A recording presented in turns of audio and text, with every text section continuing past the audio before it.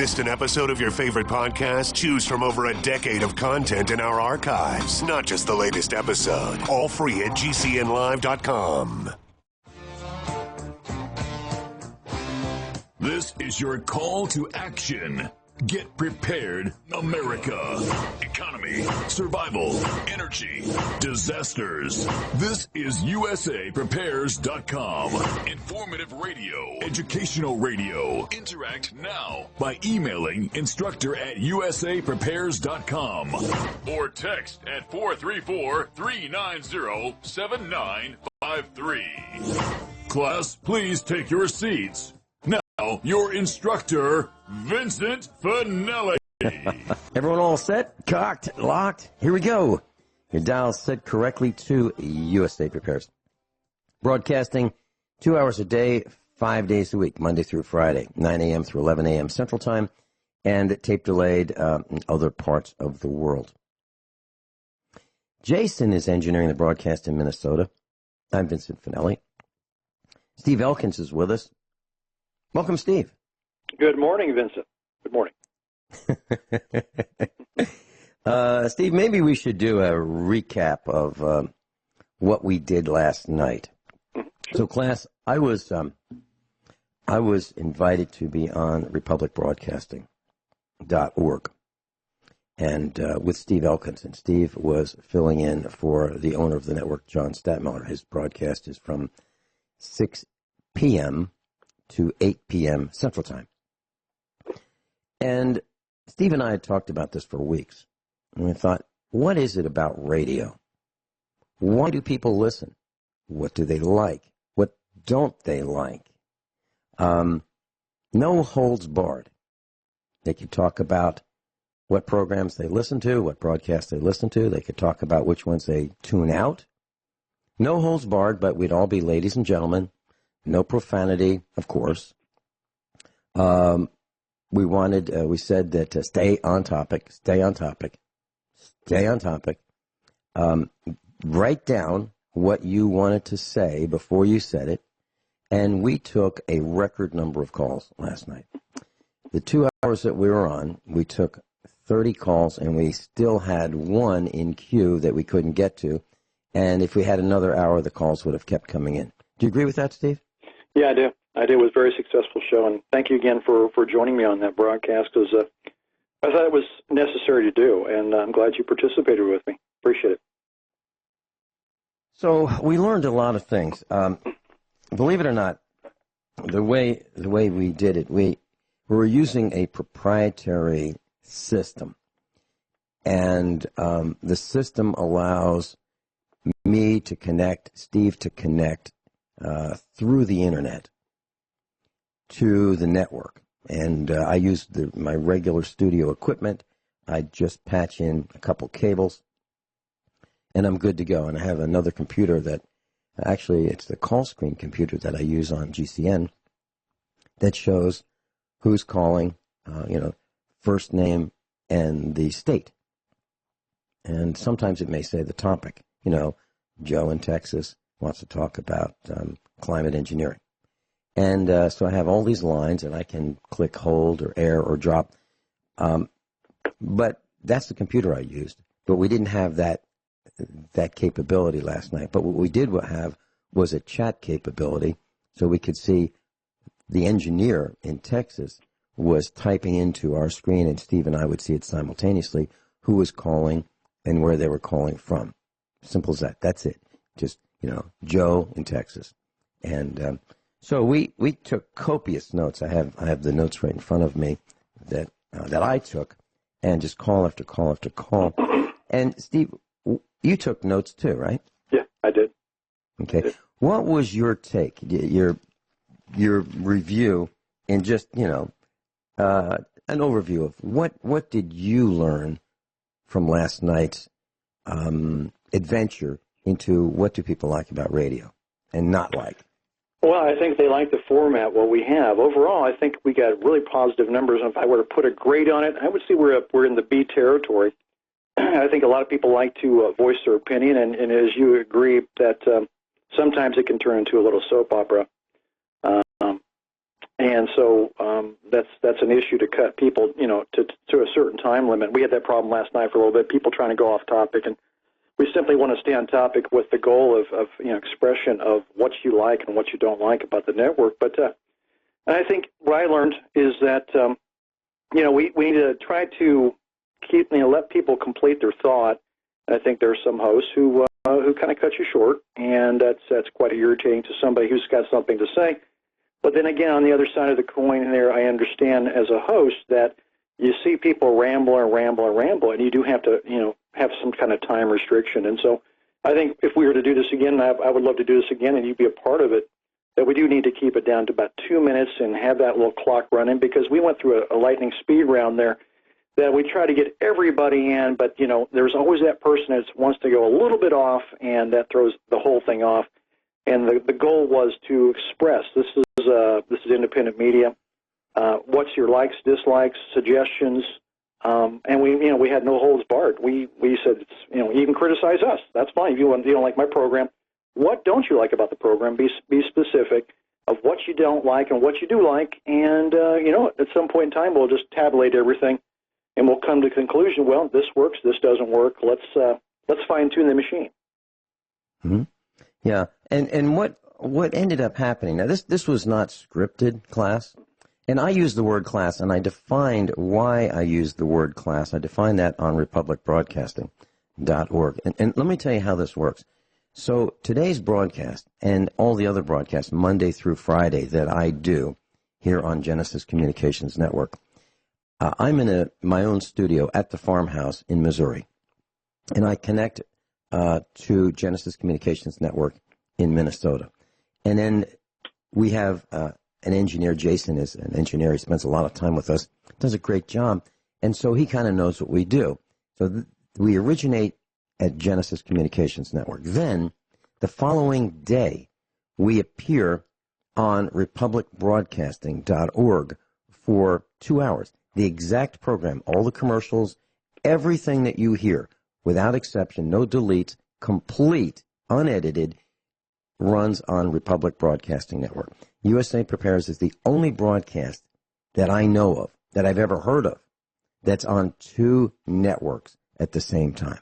Like, you never see ABC's programming on NBC. You never see that. You never see Fox's on CBS. You never see that. Well, we are the exception. So I thought it'd be nice to know what it is that people like and don't like. And it was quite fascinating. And so Steve is a 27-year medical professional, 27 years in that field. He's a nurse. So nurses, if they're good, are extremely compassionate. So what happened last night is we said, here's how we're going to do it. Steve did the opening. I followed up with, some of the rules. Just stay on topic, stay on topic, stay on topic. And what happened was Steve was more compassionate. I was more, hey, stay on topic. I happened to be the bad cop last night. I didn't intend to be. We never said, hey, Steve, you be the good cop. But that's what happened because people would say, and I'm just making this up. They'd say, I like this, this, and this. And by the way, John F. Kennedy was he was in the back of the car and they go off on this tangent. That's not what it was about. And so I get extremely frustrated when we say, stay on topic, please, or we're going to have to cut you loose. And they still can't stay on topic. So I happened to be the bad cop last night. I apologize for being terse and curt and moving on. But that was what we said we were going to do. But people couldn't remember that. Not all, but some. And it's very interesting because what we found out, please comment on this.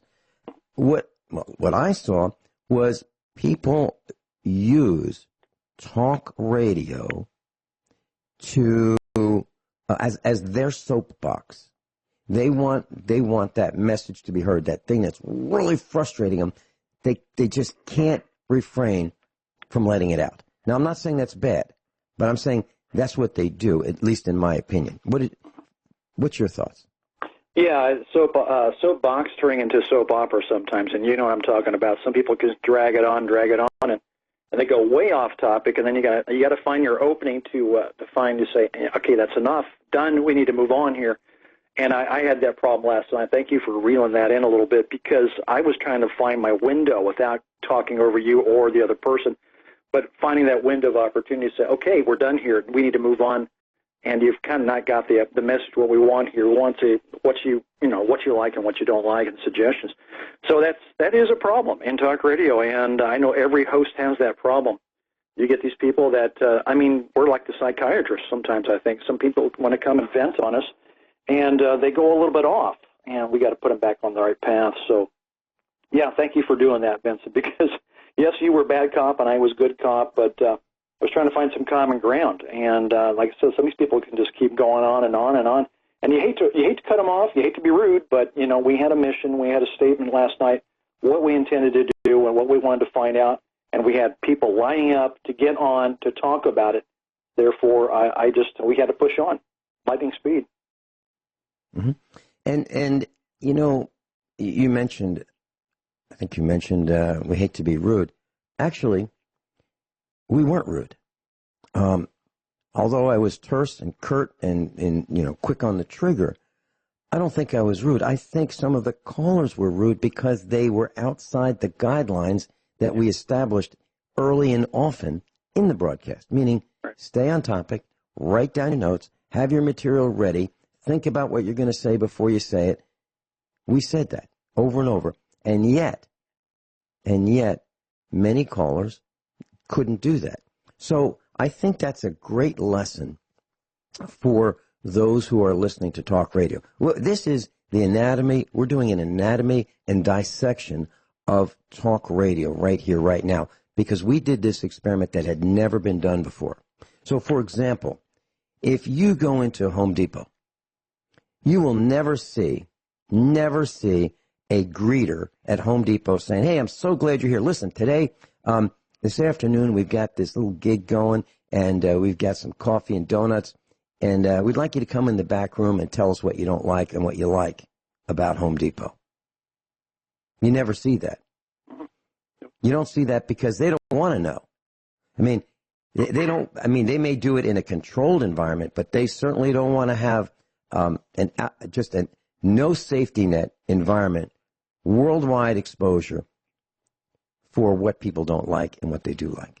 It was extremely risky. I think we could have been beaten up. The trolls could have come out of the woodwork. But the interesting thing is, they didn't. The trolls did not come out of the woodwork. And I promoted this on USA Prepares before we did it. I said, I'm going to be on the air with you tonight on Republic Broadcasting, 6 to 8. That's what I said. I said what we're going to talk about. And they had the opportunity. But the interesting thing is, they did not show up. And I think the difference is they like to hide in the woodwork. They like to hide, and they don't want to enter into a debate in the public. They just like to take shots. They like to snipe. And I thought that was quite interesting because they could have. They could have. I agree. Yeah. Steve Elkins, broadcaster on republicbroadcasting.org.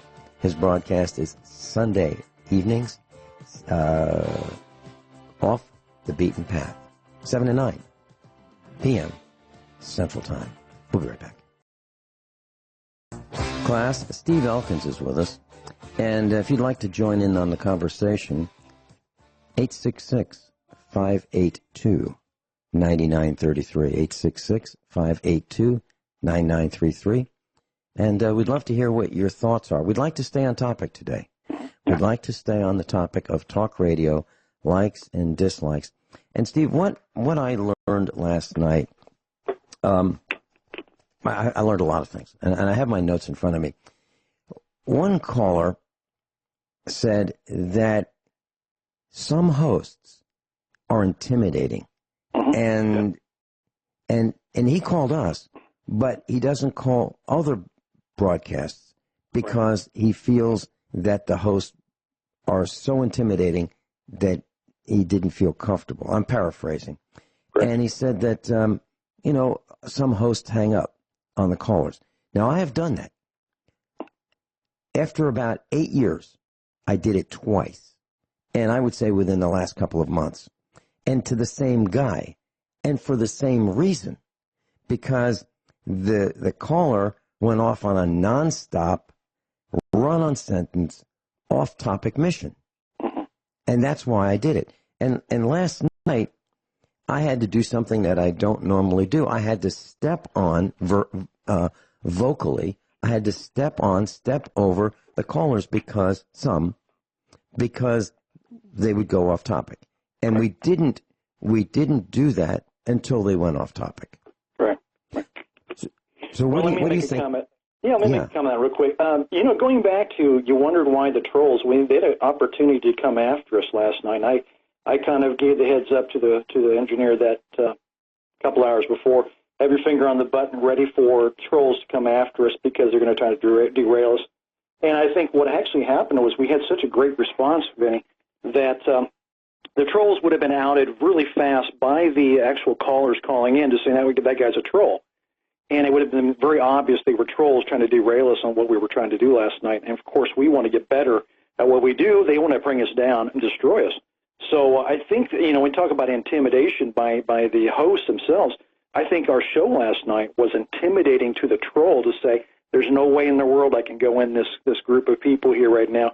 These people are on the same page. They want to make it better, and I can't derail these people. There's no way to derail them. So, and I agree. Some hosts, that caller that made the comment that he wanted to call in, he loved the show, a certain host show. I love the show, but I'm afraid to call in. I'm a little intimidated by this person. And, he's so much knowledgeable more than me, and he may, kind of belittle me in a way and then even hang up on me. And so, but I do love his show. He's a great host. And, I don't like that feeling that people actually think that because in my, let's say, close to 2 years now, I guess, with RBN, I've hung up on 3 people, and only not because of the topic, not because they rambled, it was because they were attacking my character as they've attacked your character and become very threatening and very nasty. And I really don't have any tolerance. There's no strike one. There's strike one. There's no strike 2 and 3 when it comes to that. And we laid down the ground rules last night, courtesy, professionalism, no foul language, and get us down point. But, there's some people that, their agenda is exposed, and I've banned at least 3 or 4 now from my show, and I think John has banned several more too. So I thought last night was a success story for us. I'd like to do it again. I had some more new ideas. I've got a lot more emails coming my way now with ideas, and I think there's a couple things I'd like to throw back out there at the listening audience who could actually maybe benefit us and help us in reaching our goals. But we need to definitely do a number 2. Be glad to do it. And what I learned is that and I use the word class, even on RBN, when I'm live on RBN, either as a guest or as a guest host, I use the word class. And for me here at USA Prepares, I use the word instructor because we teach a class. Right. And I carried that over last night to RBN, the term class. What I found out from what we found out from some of the callers is they'd like more solutions. Yeah. And I thought that was pretty interesting because I kept hearing that, and I said to one of the callers, "Do you listen to USA Prepares?" Now we end up on Republic Broadcasting at 6:00 in the morning, and he did not listen to us, and it was one of the programs that he wasn't familiar with. So that's what we do here at USA Prepares, solutions. What's wrong, and here's what to do about it. We'll be right back. Steve Elkins is with us, and I just want to thank the Mansfield Mirror. It's a newspaper out of Wright County, Missouri, the Mansfield Mirror. And I want to thank them because they did an article on the 3 local residents who are running for the Laclede Electric Cooperative Board of Directors tonight. That meeting is tonight, the annual meeting at the Cowan Civic Center from starting around 5 o'clock. You can register, and if you are a Laclede Electric Cooperative member, meaning you pay for electricity, you pay your electric bill, you'll get a $10 credit for going tonight. So that's the bribe to get you to show up, and they'll give you a nightlight. and you can have some fish bait disguised as hot dogs, some potato chips, soda, water, and popcorn. And you'll be treated to, at great expense, a band and prizes and gifts, and it is quite the carnival. It's a carnival, and I'm not kidding. And the candidates running for the board who actually would be controlling the direction of Laclede Electric Cooperative, protecting you and yours, and will be given 2 minutes at the microphone before the microphones are shut off. 2 minutes. 7 candidates, total of 14 minutes. Now, some people might say, well, you know, the presidential debates, they only last a couple minutes each. Completely different thing, because the debates go on again and again, and it's kind of an elimination type of a contest. This is the local guys that are going to be there from, let's say, 5 o'clock at night to, let's say, 10:30 or so at night, and only 14 minutes are spent having the candidates talk about what they plan on doing. And if you think about it, what can you say? Hey, I'm Vin Finelli, and I've been married for 40 years, and I live in this town, and I pay my electric bill on time, and you know, I go to this kind of church, and my wife works for the school system, you know, that kind of thing. That's what they do. Yeah. And how many grandchildren they have, and they'll say things like, I was born here, right there on the corner. My mom was born here. My daddy was born here. And in our past, we stole the land from the Indians. I mean, actually, they don't say that part, but that's the truth. They did. And they win over and over and over and over again. And that's why our electric bills are high. And this article reports that I produce and sell electricity to the electric cooperative for 2.3 cents a kilowatt. Let me say it a different way. Nobody buys electricity for 2.3 cents per kilowatt. But that's what I sell it for. That's what they pay me. And then they sell it for more, probably it averages out to 11 or 12 cents when you put in all the fees. Can you imagine that? What a racket. What a racket. Here's what they do, Steve, just as an aside. There's an Laclede does not generate electricity. It only has the transmission lines. So they buy electricity from a power generation company. They pay 5.1 cents per kilowatt. Laclede pays 5.1 and sells it for, let's say, 10, 11, or 12, depending on how you consider the fees and the meter fees and that kind of thing. They call them meter fees. They call that an access fee. Well, they pay 5.1 cents a kilowatt, but they pay me 2.3. Why do they pay me 2.3?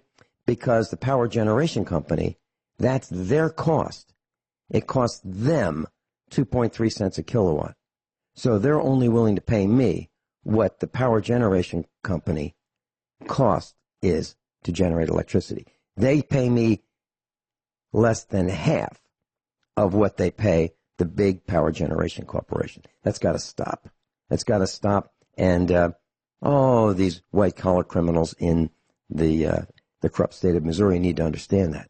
If they want solar power and alternative energy to protect the grid, they need to pay the same amount, at least, as they're paying the power generation company for the same electricity. But they don't. And that's what lobbying is all about. Any comments, Steve? Yeah, I'm going to say you're going to come in, you're locked, you're loaded, you're ready to go. You're going to come in with substance. And they're going to play that little popularity game, fluff, of who I am and the good Christian. And first, when they throw the church in there, you know who they're pandering to then. But you're going to come in with some substance. I heard your speech last night. I think it sounds fine. I think it's going to be, it's going to shake up some people. I think it's going to open their eyes up to say, do we want more of what we had in the past, fluff, and then higher rates? Or we want a guy who's actually identified a problem here, a solution to the problem. Do we want this guy, or we want the guy, the politician, the fluff? And I think, cross my fingers that the people see it the same way tonight, Vincent, and that you're actually voted in. I think you're going to come with some great material to the point.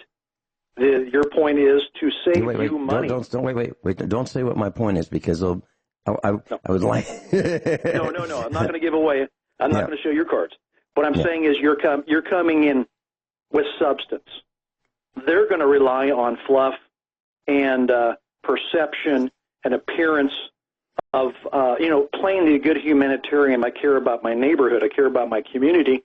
When you're to come in and say, well, I'm actually a doer. I'm not just a sayer. I'm a doer. And that's the big plus here for you, is that you have a track record of doing for what you've done for yourself, your farm, your community, and now you want to share that. So I think we see success tonight. Well, thank you. That was very kind. So, Steve, tying that into what we learned last night, we received calls asking for our help in getting the class to gang up on criminals in white collars. Yeah. Absolutely. What they're saying is, okay, so why don't we in radio identify an individual who is perpetrating a crime and let's beat him up?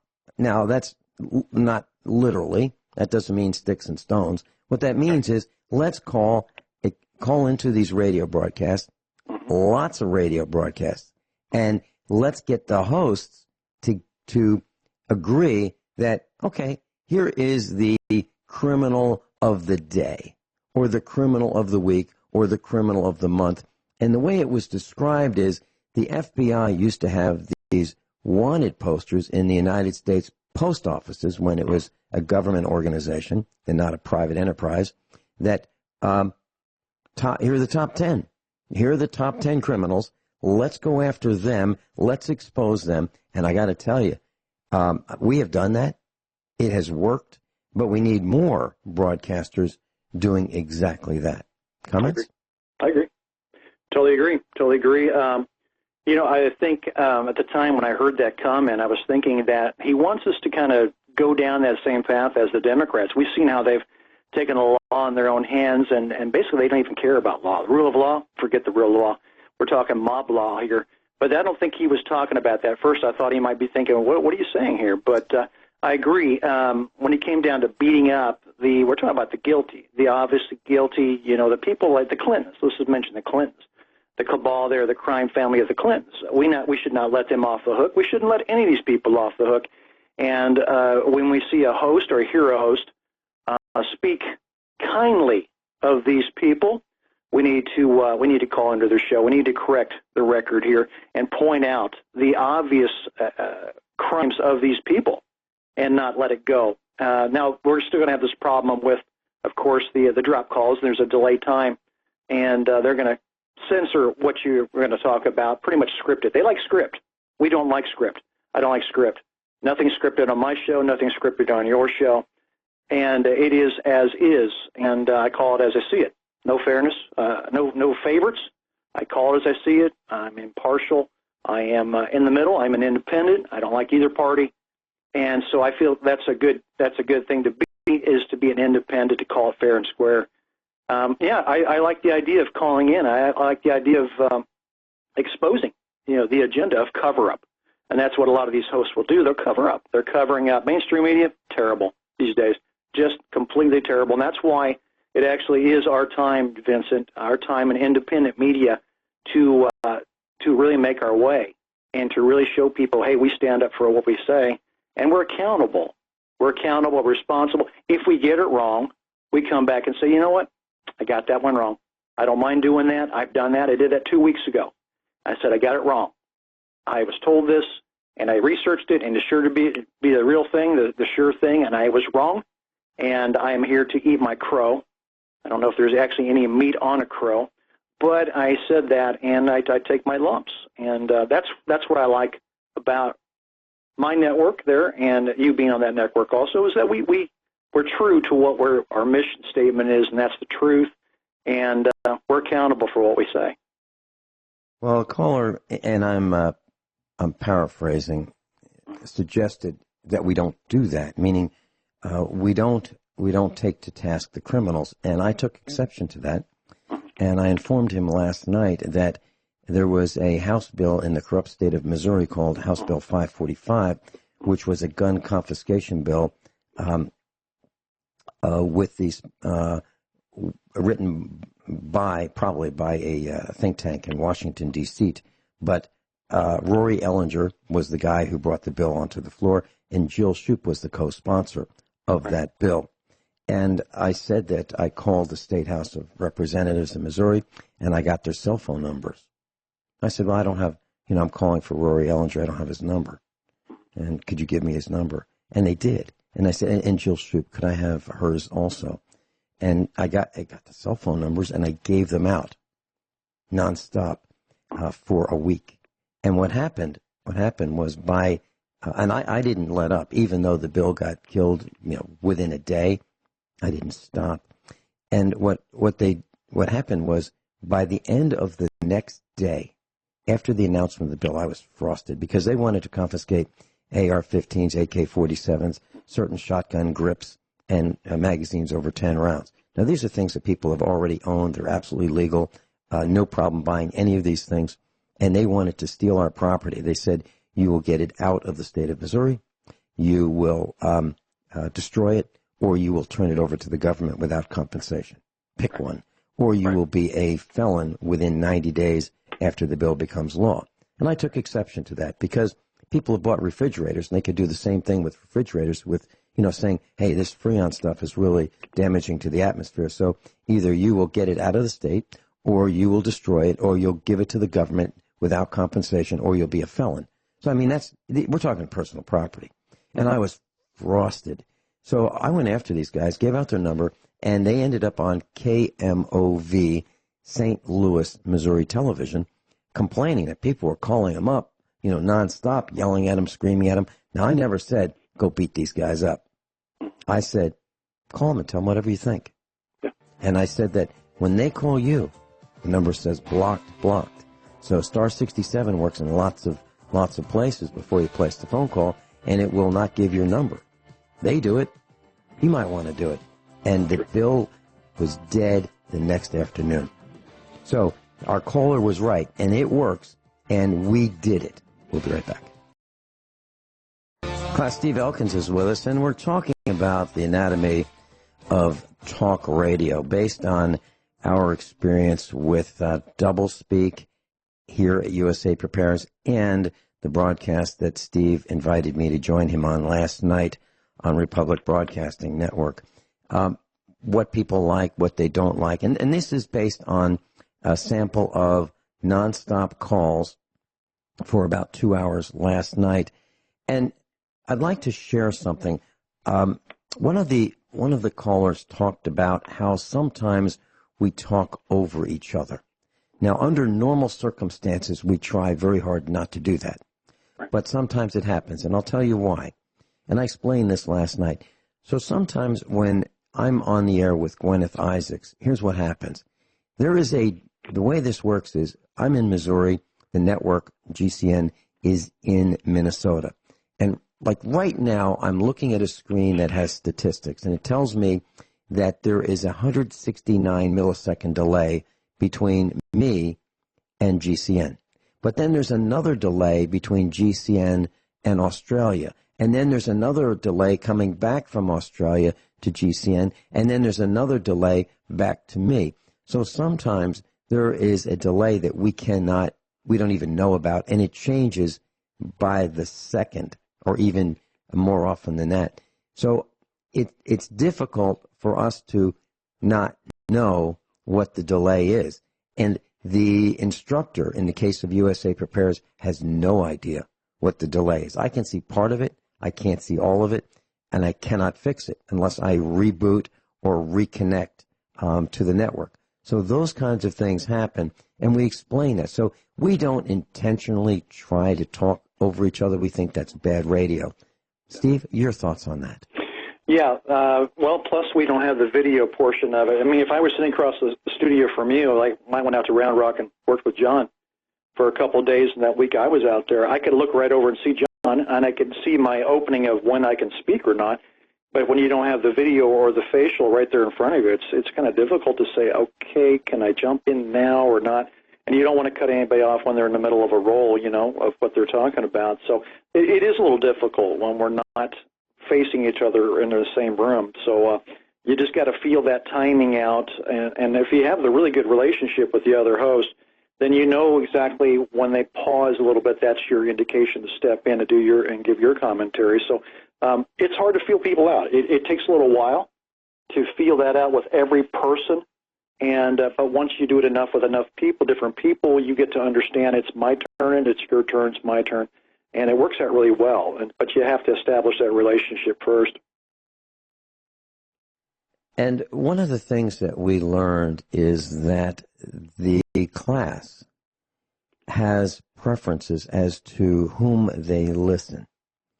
They like certain hosts, and many of the class will follow those hosts, listen to those broadcasts, and not others. And unlike the trolls, most of the callers last night said that, you know what, actually they all said this, the ones who said it, if they are not interested in that particular host or topic, they don't listen. Right.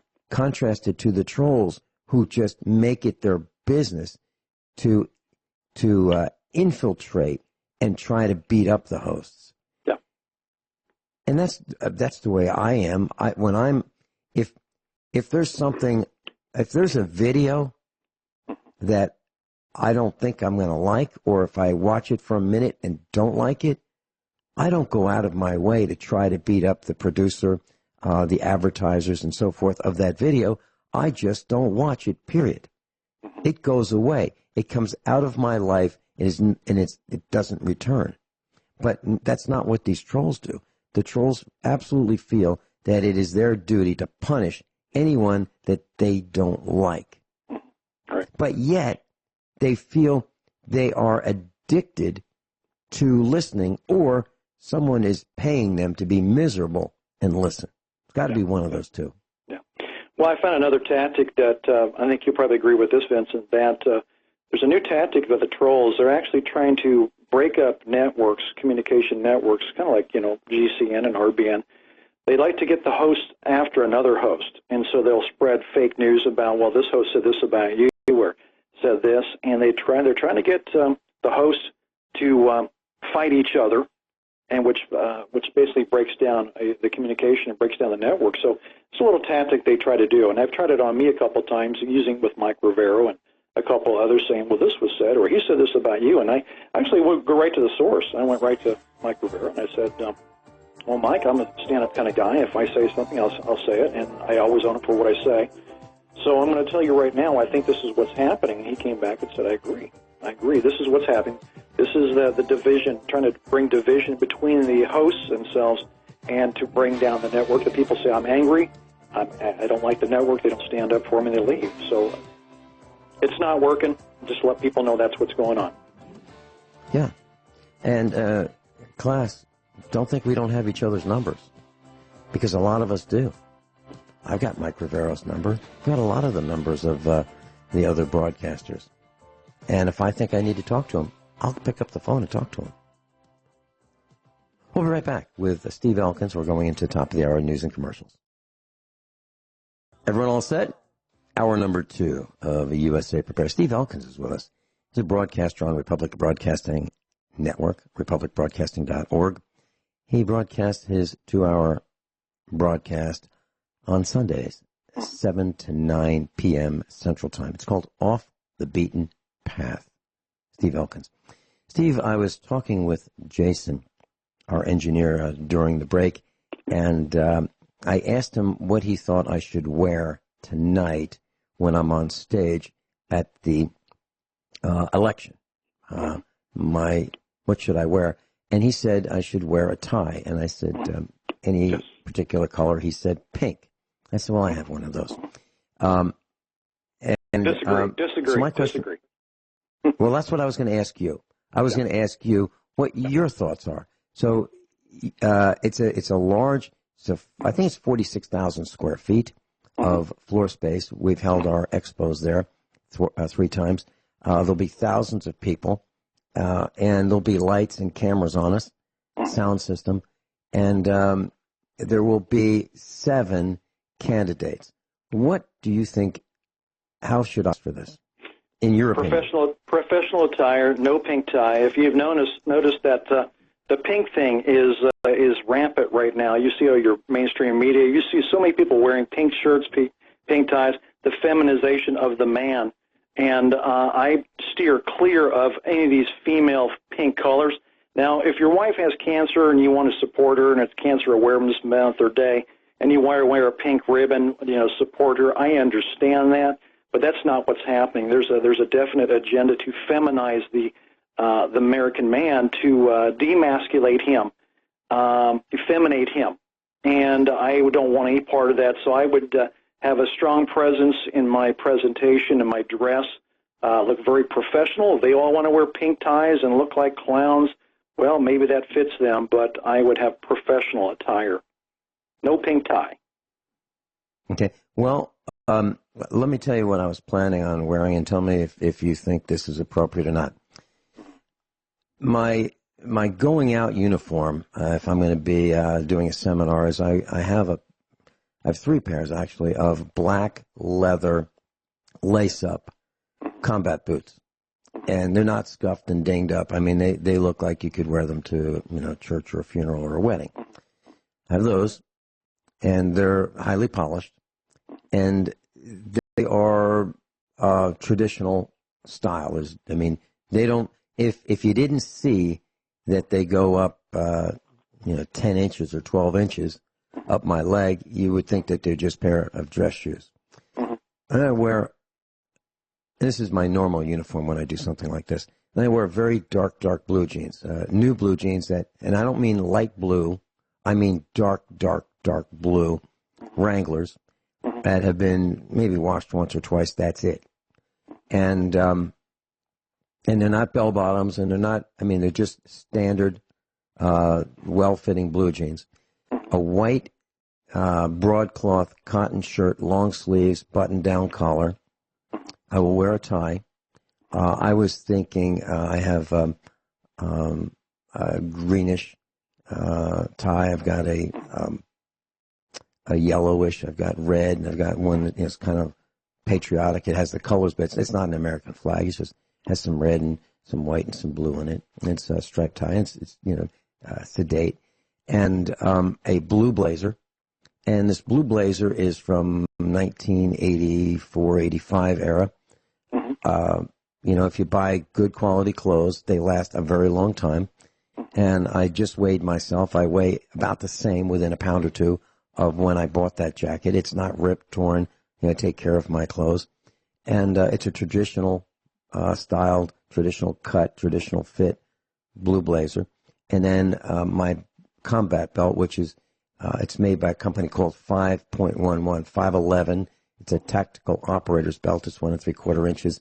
It's military style. It's a 5,100-pound test with a stainless steel buckle, but the buckle's painted black. So it doesn't look like I can hang grenades on it. It's just a black nylon belt, very nondescript. But if I wear that, and I'm probably not going to be armed tonight, but I could just stick my .45 right between my shirt and my blue jeans, and it will not slip down because this belt does not stretch. So that is the uniform I was going to wear. What are your thoughts? Well, I'm going to leave you with some words of advice from my father. My father had some great wisdom he shared with me, and he always said it's better to be overdressed than underdressed. So I guess what I would ask you is, you've done this. This is your 3rd or 4th time attempt at this job? 4th time? This is my 4th. 4th time. Do you remember how they dressed last year? Yeah, way less than what I did. Way less. And that's what I wore last year. Okay. Like I said, my father always said, better to be overdressed than underdressed. You'll never get criticized for being overdressed. You'll get criticized for being underdressed. So discretion, I don't know. You have to feel that one out with your audience. Like I said, you're going to come with a direct message. They're going to play the little game of show, appearances, and relying on support from their flock, I guess you might say, and maybe using the religion card a little bit of my church. I go to church, and I donate time to the homeless shelter and all this other stuff that, well, is it really true or are they just saying it? So I say come prepared, play the part, and be yourself, and come in with some substance because you have a mission. I'm looking at the newspaper right now. One of the challengers is wearing a looks like a gray colored shirt, gray colored tie, not buttoned down, no sports coat, no suit. Another guy is wearing a looks like a darker black, either a suit. I don't think it's a suit. I think it's just a sports jacket, black tie, non-buttoned down collar. And if you look at their tie, you look at my tie, mine is tied correctly. Theirs is just sort of tied correctly. The button-down collar, I don't know why they don't wear them, but I guess it's too hard, right? That's two more buttons. Well, do you remember the website I put you on to, theartofmanliness.com? Yes. Yes. Yeah, and if people don't know how to dress appropriately for an occasion, this website is one of the best sites, and how to do a resume, so many different things. This is just the best website I've ever found, theartofmanliness.com. And I see people who don't wear the tie correctly. It doesn't go down far enough. They put the tie clip in the wrong place. They have the wrong colors. The socks don't match the shoes, and it really stands out. And as we always used to say, stands out like fly stuff in the sugar. You know what I'm talking about here. You don't want to stand out in an odd way. You want to stand out in a positive light. So there's an appropriate way to dress, and dress for success. The old saying, dress for success, and I do believe that. When I was applying for my first job out of the university, I was a subscriber to the Wall Street Journal. It was kind of a different newspaper back then. It was worth reading. Right. And there was an article that I remember quite well, and it was about this dress for success. And in it, it talked about the interview process, and it talked about what employers are looking for. And now we're talking about old school here. We're not talking about, make sure that you have enough tattoos and you've got, pink hair or green hair or something like that. We're not talking about that. And what it said was men should not wear jewelry. So, for example, there used to be a thing called an ID bracelet. And, an ID bracelet would be this chain link kind of thing. It would usually be in like a nickel plate or chrome plate chain, and it would say Tom, in case you forgot who you were, it would have your name on it. And so for guys, don't wear that. And so for guys, make sure that if you have black shoes on, you have a black belt, not a brown belt. Right. If you, make sure your pants are the right length. Make sure that you are not overly flamboyant, like Liberace. Don't do that. Make sure that, the sleeves are the right length and that you have a button-down collared shirt and that you actually use the buttons. So what it said was traditional clothing, traditional cut, not up-to-the-minute fashions that are out of fashion the next minute. So that's why I can still wear this classic cut blue blazer. I bought it at a store in Philadelphia called the Boyd store, B-O-Y-D, and that happened to be the store where the hard to fit went. So basketball players that needed, extra long slacks, extra long jackets, because, these guys are thin, lean, and tall. And then they had, for the opposite end of the spectrum, the guys that were wider than they were tall, they had clothes for them. And then they had clothes for guys my size, which is 5'7", 138, 137, 136 pounds. So that's why I shopped there, and it was great. And traditional styles in houses, cars, clothing, it is absolutely positively the way to go. Because, and here in Missouri, even in houses, they have these houses with these dripping, they'll have like a front that is brick, but they'll have these dripping edges and corners of stone to highlight it. Now, at one time it was fashionable. That was like maybe 10 years ago. Now it looks ridiculous. Okay? Yeah. So the word to the wise is tradition. It doesn't go out of style. It just, I agree. It does. I agree. You know, I think, Vincent, you and I need to sit down, rewrite the criteria, the code for how to appropriately dress, resubmit it into the Wall Street Journal, because, you know, we've got this generation of people with a lot of girth hanging over the belt. And I think it's one of the biggest turnoffs. You get a guy comes in for an interview, and he's got 4 inches or more of roll over the top of his belt, and it's, I don't know, it's to me it says a lot. Your appearance tells me a lot of discipline. Are you disciplined? And when I see somebody who walks in and has that kind of roll hanging over their belt, well, there's a guy that really doesn't have a lot of discipline. I mean, you look in the mirror and you're okay with that, you know. So it tells me a lot about a person if they're disciplined enough. And do you really want that kind of person working for you if they're not disciplined? They appear to be lazy. They don't exercise. Do you really want that kind of employee? My guess is that employee is going to have health issues anyway. I mean, I'm in the medical profession, so I know a lifestyle.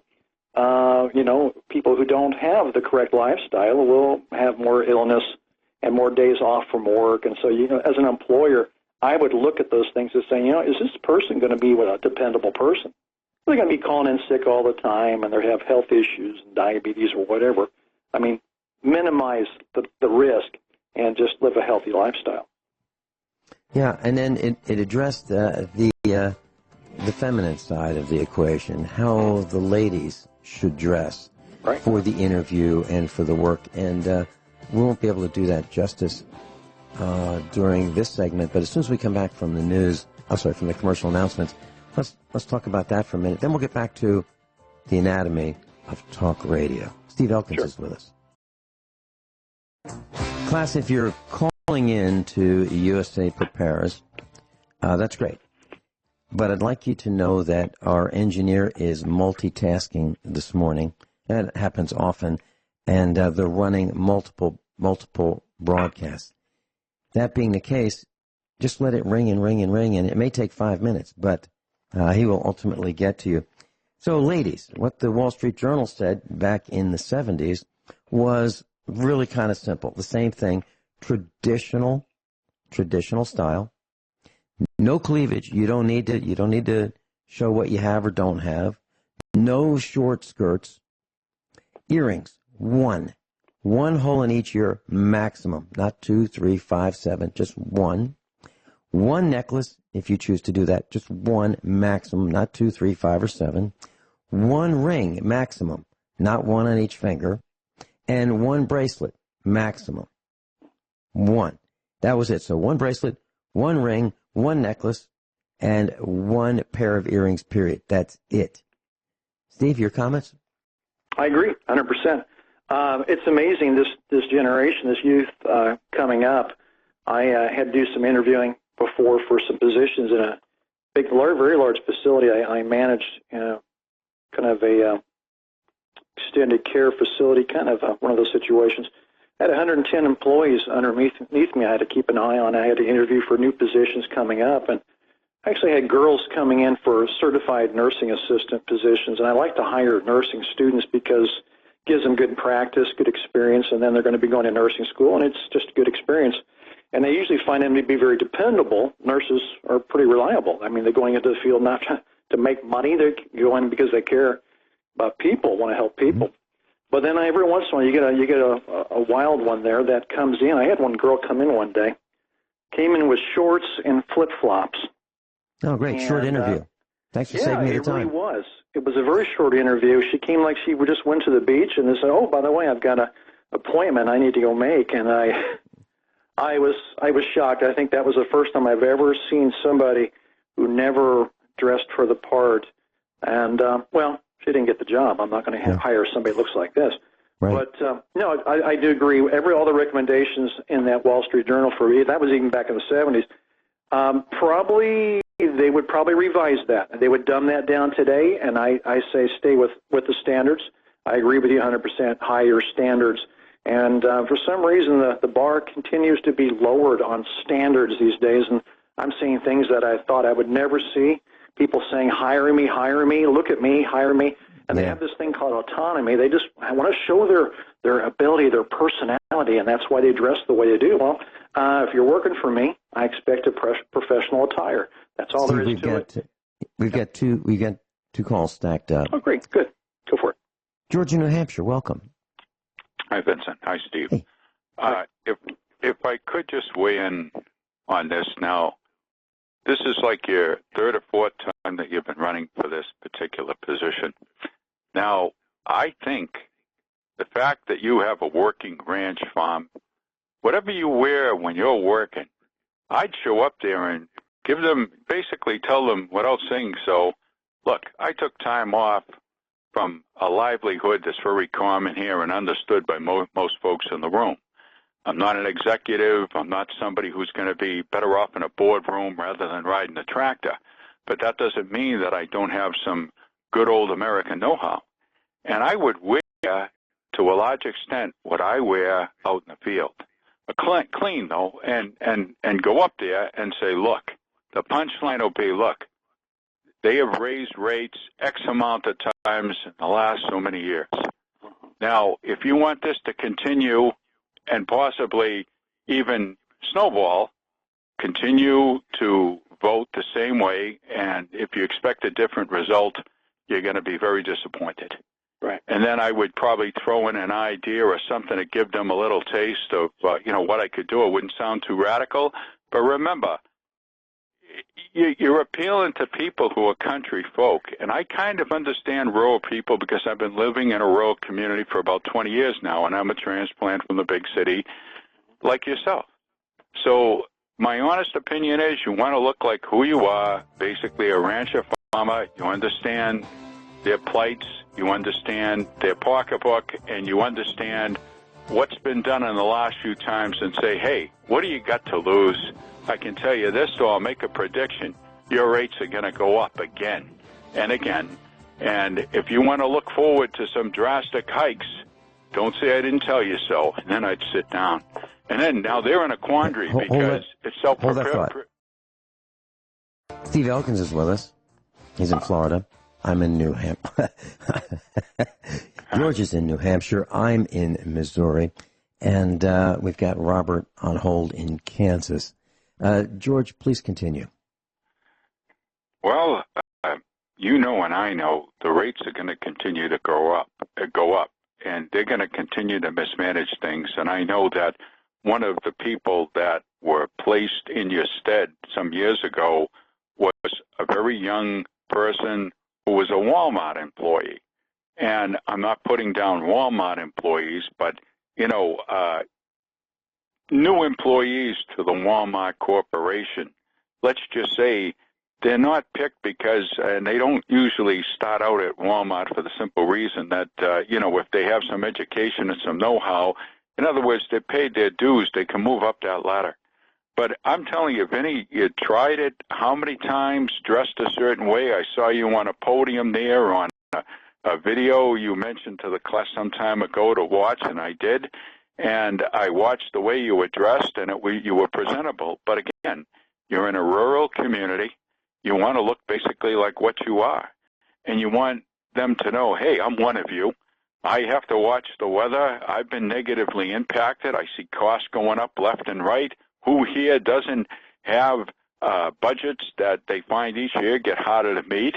And you can just say, look, I'm willing to roll up my sleeves and use my expertise and acumen to basically try to at least make it so that if you get a hit from this power company, it'll be a lot softer hit because you have better things to spend your money on than seeing, rates go up that could very easily be managed better so that the rates would go down.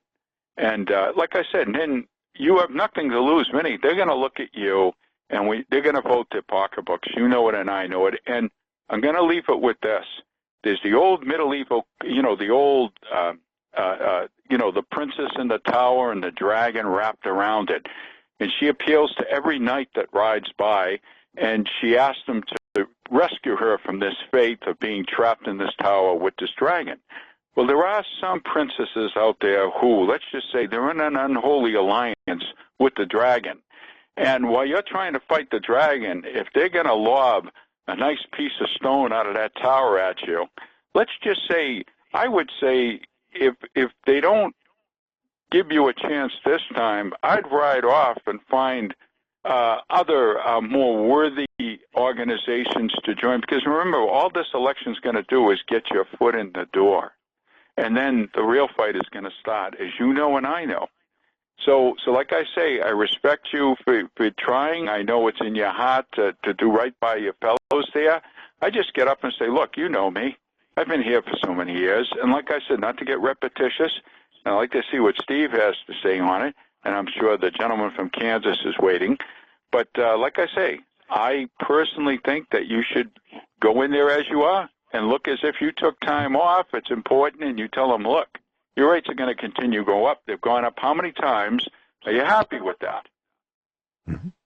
You know, I'm going to respond real quick here. Yes. That is an excellent strategy. Yeah, play the part, because you're in a community there that expects somebody who works with their hands, and you're an educated man, but you do work with your hands. And I think also I would recommend, Vinny, that use your show, USA Prepares. And that's, you not only identify problems, you find solutions.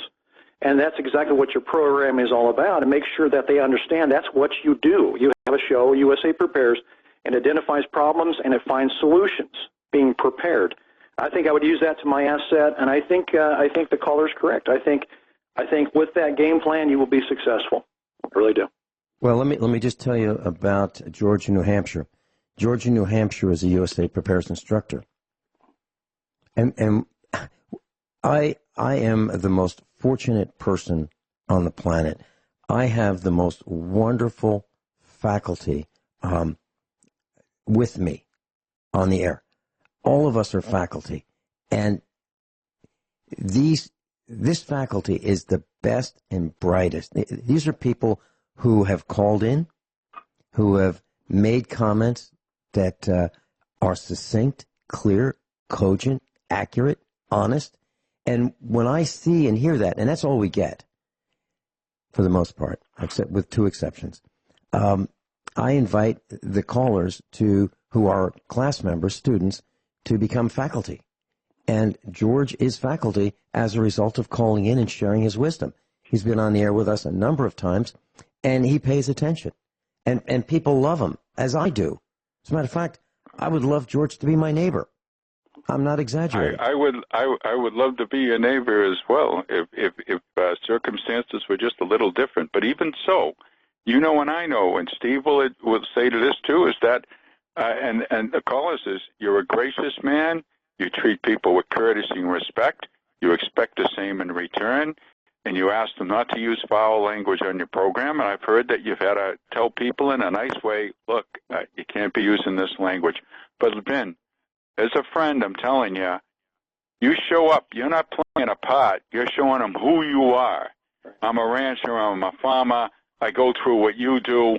I see a trend I don't like, and it's getting to the point where these prices are going to soar. Now, if they don't vote for you, you can ride around with a sticker. Don't blame me. I gave you a choice. You know, I gave you a chance. You know what I mean? And like I said, if they vote in that same block and that same group, it's the definition of basically insanity. Is they expect a different result, but they keep voting the same way. Right. And after a certain point, if they're going to vote for that, they deserve what they get. And I hate to say that, but it's the truth. Hey, Cousin Vinny, I love you. Steve, and I'm proud to be on the faculties, although in some quarters out this way in the Northeast, I think they thought I lost my faculties, but that's a different story again. I'll talk to you later. George, God bless. George, what? thank you. Thank you so much. And I just wanted one quick comment. So a guy who was running for re-election, he's on the board 20 years now, shows up in farmer's overalls. Now, I'm not talking about brand new ones, going to church overalls with a T-shirt. No. I'm talking about ones that it looks like he just got out from changing the oil under his tractor, on the ground. And it looked like that. Got up on stage, said, I'm from here. My mama's from here. My daddy's from here. I was born here. Vote for me. Appreciate it. Thank you very much. And he won. He won. Robert in Kansas, welcome. So I'm just calling to complain about the host. Good. It's about time. His knowledge of all things automotive far outstrips my own, and at times I find it mildly intimidating. Me too. I think he needs to dumb it down to accommodate the more sensitive class members, and that's my recommendation for Mr. Finelli there. Robert, I got to tell you this. I have been counseled to do exactly what you said, dumb it down. And I absolutely, positively refuse to do it. And I'll tell you why. There are so many dumb broadcasts, television, radio, I was hauled into the front office of a radio station called KWTO. It reaches 96 counties, 97 counties in the corrupt state of Missouri. It's the big radio station AM in Springfield, Missouri. It's one of the oldest stations. It's got the best tower, the best transmission pattern. It's low on the dial. It covers the curvature. Well, we won't get into the curvature of the earth, but it does. And I was hauled into the front office, and they said, Vinny, it'd be really good radio? Hamburgers. Who's got the best hamburgers in Springfield, Missouri? Now that's good stuff. Now I thought that was a suggestion, and I said, no, I'm really not interested in that. Thanks very much, appreciate it. Can you imagine our faculty talking about that? Makes no sense, right? Well, I thought it was a suggestion. Pretty soon I got fired because I wasn't talking about, promoting hamburger joints. In Springfield, Missouri, the biggest businesses are churches and restaurants. That's it. Those are the biggest businesses. They're on every corner. Yeah. And so I was out of touch with what makes the city go. I was talking about fluoride. We had Norm Shealy on. Rick Miller, Matt Stein, senior faculty. And we got thrown off. I got thrown off, and the rest were thrown off at the same time because we refused to do that. And Robert in Kansas, I really appreciate your humor there, your tongue-in-cheek approach to what we do. And I literally believe that we will not reduce our lexicon. We will not lower the bars and standards. And if people want to learn, they're going to have to improve their lexicon, their desire to keep up. Because if you go to college, anyone who goes to any college class, if you're a freshman in college, they don't say, listen, I'll tell you what we're going to do. We're going to make this we're going to lower this so that you all can catch up. If you don't catch up and keep up, you're out by the end of that semester. It's as simple as that. And I'm not interested, and I've said this, I am not interested in listeners. If people don't want to listen and learn and do their own research and become students, I'm not interested. I'm only interested in students and instructors, people who want to improve their lives. If they don't want to improve their lives, this is not the place for them. They are wasting their time. Your comments, Robert.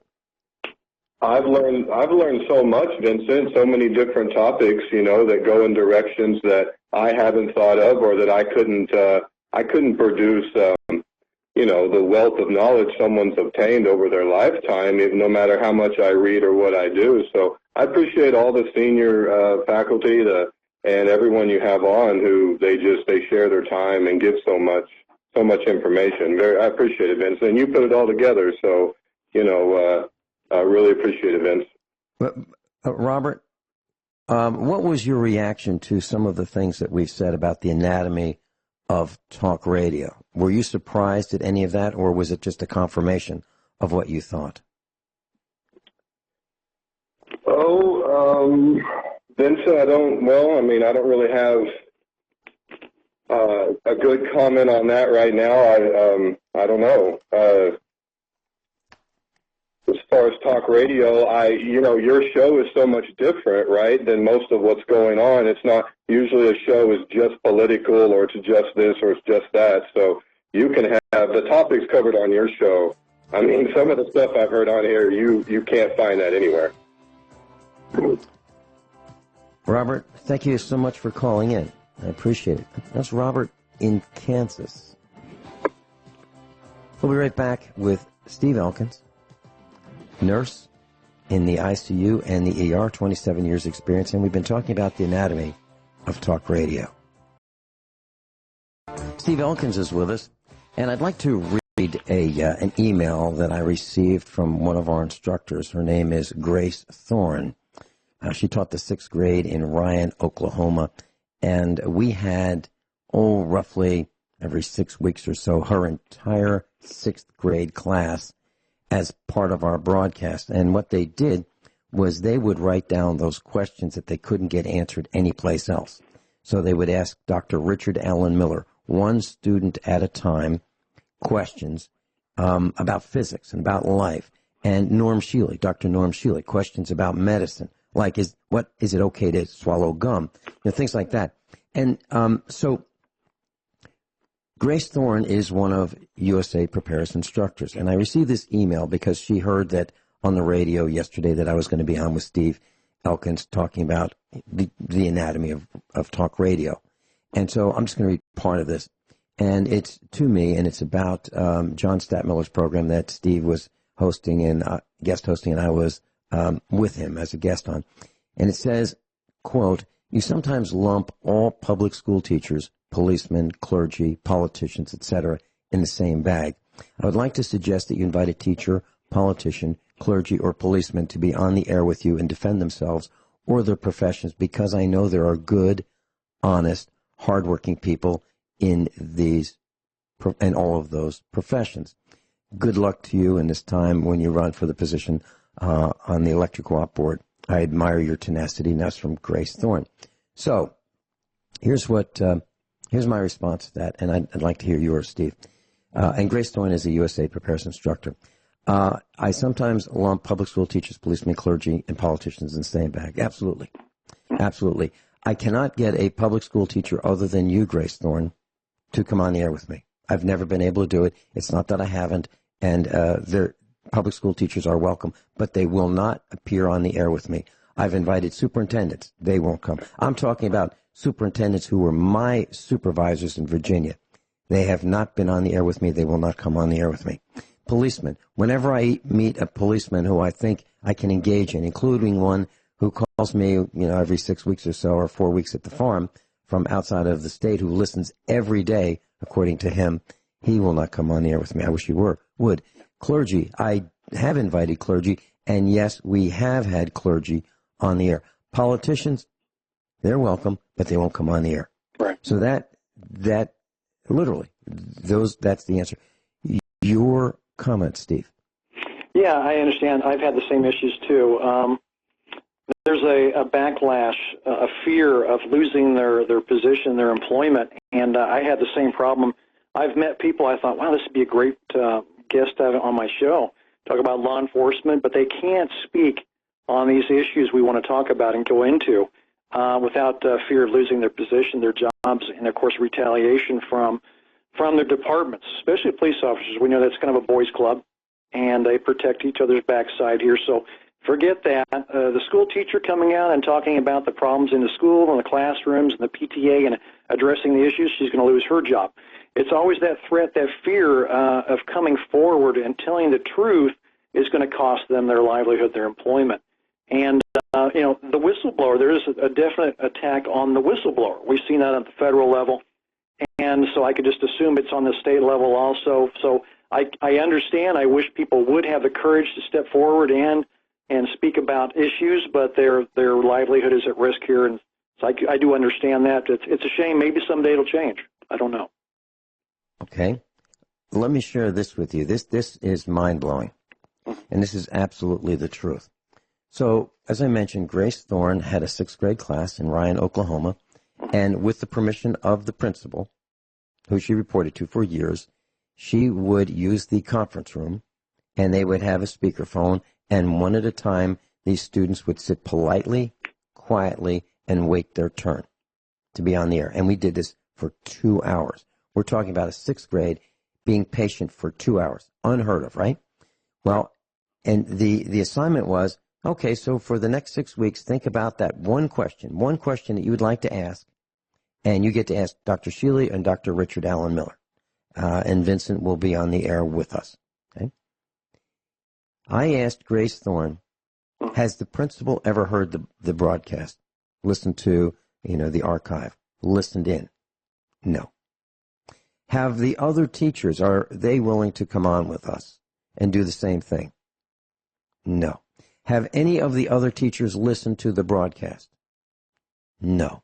Have any of the parents said to you anything about the broadcast? Have any of the parents listened to the broadcast with their son, their daughter in sixth grade on national radio, syndicated nationally? Have any of them listened to the broadcast with their child? No. Can you imagine? But they have an opinion, right? Yeah. Yeah. Yep. And the school didn't like it. This was the coolest thing. Taking a student's burning question, having that student, a sixth grader, put it into a coaching format, think about it, articulate it nationally on the radio, learn how to overcome the jitters and the fears, public speaking, trial by fire, and nobody, including the parents, was interested. Can you imagine? Steve, thanks so much. Thank you, Vince. Appreciate it.